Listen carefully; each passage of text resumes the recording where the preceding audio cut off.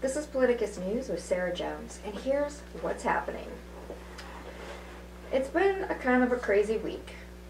This is a quote I'm going to read you. Never in the history of the nation has there been a presidential administration that has itself posed a grave threat to national security.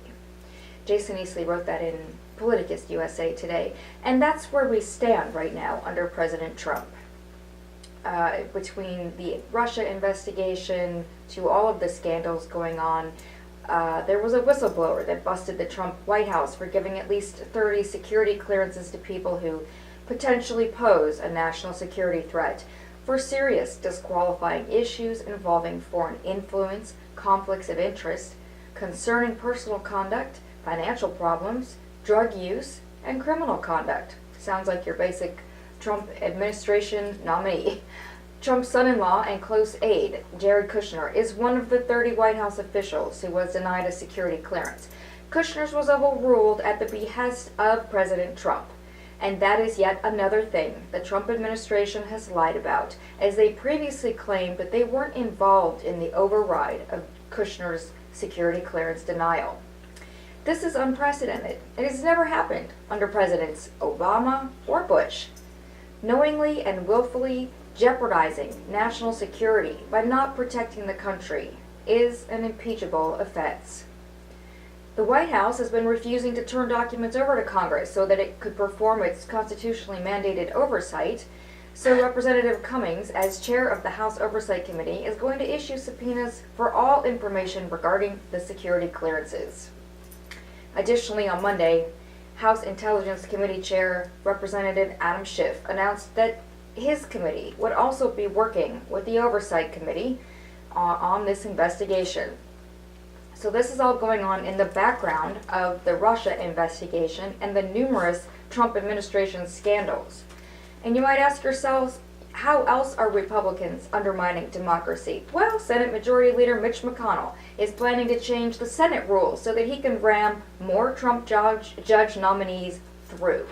Republicans are going after the courts because they figured out that this is the one way they can get around the voters and their inability to pass legislation to further enrich the top 2% on top of their tax cuts. The courts aren't accountable to the voters. Court packing gives Republicans immunity from democracy. When Obama left office, he had 107 open judgeships. His nominees were being obstructed by the Republican-led Senate. Many of his nominees didn't even get a vote or a hearing. Mitch McConnell was responsible for that 2-year obstruction, just like he led the unprecedented 1-year obstruction against President Obama's moderate, ethical, and highly respected by both sides of the aisle Supreme Court nominee Merrick Garland. After using that open seat as a get-out-the-vote weapon for a highly unpopular party and candidate, by claiming that we should let the people decide, McConnell handed the open seat to Donald Trump, who actually lost the popular vote by more than 3 million votes, and who only won the election with the help of a hostile foreign country. Trump's hand-picked Attorney General walked back his summary of the Mueller report, saying that it wasn't actually a summary. So we are left wondering, if it wasn't a summary, what was it? And why did the media take the Trump administration's word on the Mueller report, when even the one quote that Barr was willing to use clearly stated that the special counsel was not exonerating the president? White House propagandists like Kellyanne Conway keep referring to the Barr report. There was no Barr report. There was no Barr summary. Here's what we do know. We know that the Trump campaign talked to and met with Russians. We know that the Trump campaign lied about those contacts.